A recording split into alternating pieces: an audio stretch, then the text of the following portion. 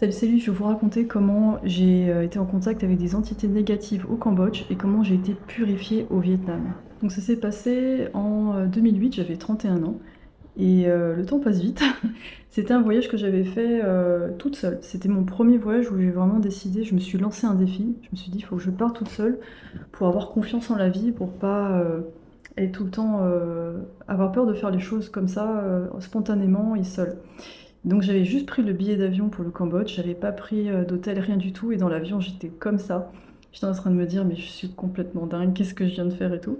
Après ça s'est très bien passé parce qu'en Asie du Sud-Est, pour les accommodations c'est assez simple. Le taxi connaît quelqu'un de la famille qui a un logement, donc c'est assez facile en fait finalement. Contrairement à peut-être des pays européens. Donc j'ai visité Angkor Wat, etc. Et à un moment donné, j'étais à Phnom Penh et j'ai visité Tuol Sleng. Donc c'est un ancien lycée qui avait été reconverti en centre de torture par les Khmers rouges. Et quand je suis arrivée là-bas, alors pour vous préciser, à cette époque-là, je faisais du développement personnel, mais je ne savais pas que j'avais des capacités, rien du tout en fait. Donc pas de, j'avais pas eu d'enseignement, de pratique, quoi que ce soit. C'était vraiment, je suis arrivée comme ça et j'arrive devant ce lycée et j'ai senti tout de suite une sensation dans les jambes qui remontait du sol, une énergie qui partait du sol en fait, très négative, très dense, qui remontait le long de mes jambes.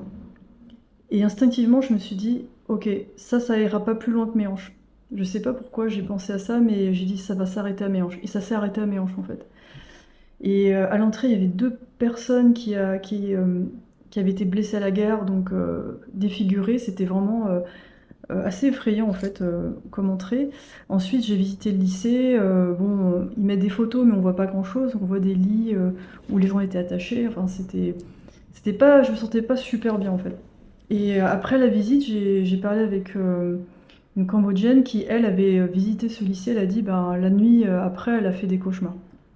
Donc moi après j'étais dans une piscine, j'étais me baigner pour me purifier.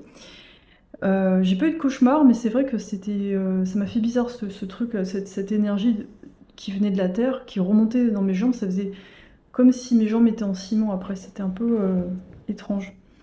Ensuite j'ai continué mon voyage au Vietnam et j'étais avec mon demi-frère et il m'a emmené dans une pagode avec un Bouddha tout doré, énorme. Et à ce moment-là, j'ai senti une énergie qui venait du haut. Mais vraiment, hein, quelque chose qui est écrasant en fait.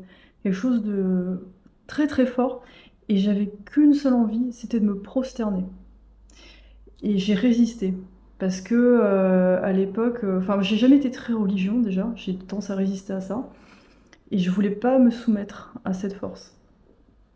Et mais je sentais pas que c'était négatif, mais c'était très puissant en fait. Et, et ça m'a vraiment. J'avais jamais ressenti ça. J'étais pas, si vous voulez, j'étais pas dans l'état d'esprit, ah, je suis dans un lieu sain. J'étais assez cartésienne, bon, ouverte aux choses, mais j'étais pas en mode extase, extase religieuse. Euh, et c'était vraiment étonnant comme expérience. Donc j'ai résisté, mais j'avais vraiment envie de me prosterner, vraiment avec les mains devant et tout. Et quelques années après, j'en ai parlé, je crois que c'était avec un magnétiseur, qui m'avait dit c'est marrant parce que euh, t'as eu cette expérience au Cambodge, mais après on t'a amené dans un endroit où t'as pu être nettoyé. J'ai fait ah oui, c'est vrai que j'ai pas vu ça comme ça en fait. Donc je trouvais ça vraiment intéressant. Donc je pense qu'il y a des lieux où l'énergie est vraiment très, très forte, hein. Ça peut être des églises ou des pagodes, ou à l'inverse des lieux qui sont censés être religieux mais qui n'ont pas cette énergie-là. Mais c'était assez marrant de ressentir ça alors que je suis pas, enfin j'étais pas du tout dedans. Donc voilà, donc c'était une petite anecdote. Si vous avez des histoires comme ça, n'hésitez pas à le partager. C'est vraiment intéressant d'avoir votre point de vue là-dessus, ou si vous avez vécu des sensations comme ça, c'est assez étonnant. Donc voilà, je vous remercie encore d'être ici et n'hésitez pas à mettre ce que vous voulez voir comme contenu, hein. Du coup, je filmerai des petites vidéos. Merci beaucoup, bonne journée.